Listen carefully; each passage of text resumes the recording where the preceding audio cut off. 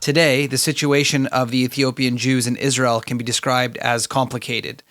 The operation is still considered by most as a major success, and the majority of Beta Israel has immersed itself in Israeli culture and life. Though, despite progress that's being made, discrimination in Israel is still being perpetuated. For most of the members of the community, adjusting to the new Israeli society hasn't been easy.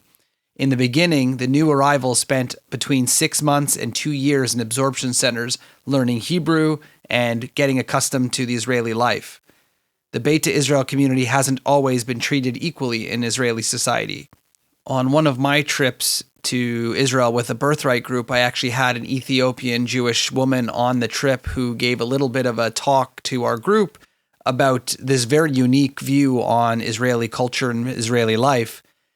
She had mentioned, of course, that there is an unfortunate misconception within Israel that has created some of the discrimination that stems from the idea that these Ethiopian Jews are and have been given so much by the government as a way of handouts and to help them get along. And there's a lot of anger towards them because it is seen and there's a stereotype that these people are lazy, not working, just getting free stuff from the government. And unfortunately, that has penetrated the social ideas of the country at times. In fact, this is typically not the case, where Ethiopian Jews have, for the most part, become self-sufficient in many ways, yet for some reason the stigma from the 1980s and 90s when they first arrived and the help that they received from the government has kind of stuck with their community and created a little bit of hostility. This hostility really reached a point in 2015, exactly 24 years after the operation was completed, where Ethiopian Israelis demonstrated in Tel Aviv and Jerusalem against racism and discrimination.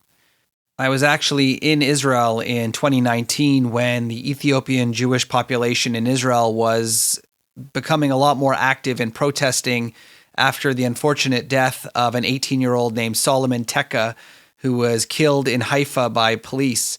And this led to a similar sort of Black Lives Matter type protest against Israeli police and the discrimination that sometimes Black people in Israel were facing.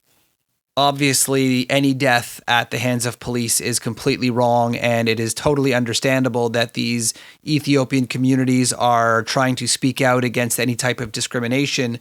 And Israel has not always handled it perfectly, I'm sure, like many countries.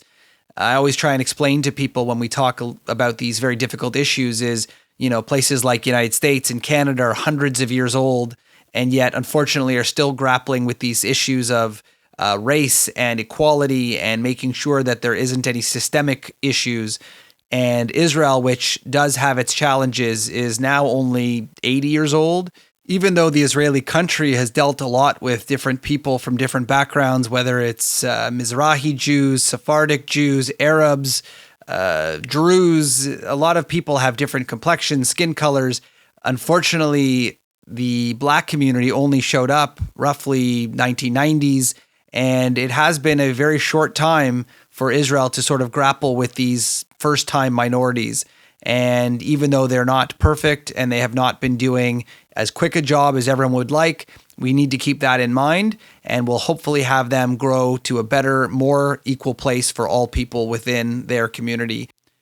In the end, during this Black History Month, we should look back at the incredible struggles and amazing feats of the Ethiopian Jewish communities, what they dealt with within their own borders, the getting out of their borders and heading to Israel, and what they're dealing with in Israel today is honestly nothing short of incredible. And in this short amount of time that they've been living in Israel, we've watched them flourish and become really an amazing and very integral part of the Israeli society.